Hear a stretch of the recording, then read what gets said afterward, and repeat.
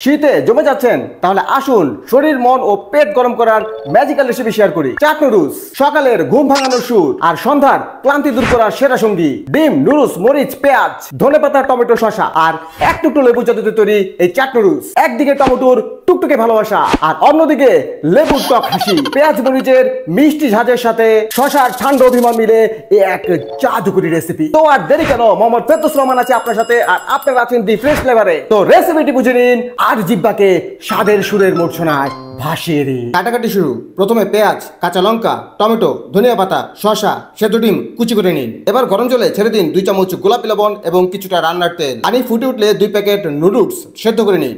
অন্য একটি পাত্রে তেল ছেড়ে পাত্রটি চারদিকে মেখে নিন। এবার সেদ্ধ নুডলসগুলো ছেড়ে গোলাপি বৃত্ত তৈরি করুন। খেয়াল রাখুন চুলার আঁচ যেন লো থাকে। এভাবে 2 পাশ হালকা করে ভেজে নিন। এবার একটি থালায় তুলে কেটে রাখা সকল উপাদানগুলো একে একে ওর বুকে ছেড়ে দিন। সাথে দিয়ে দিন 1 প্যাকেট চাট মশলা, লেবুর রস ও সস। ব্যাস, কাঁটা চামচ দিয়ে তুলুন আর মুখে পুরুন। সর্বোচ্চ লাইক, শেয়ার ও কমেন্ট চাই। সাবস্ক্রাইব না করে যাবেন না প্লিজ।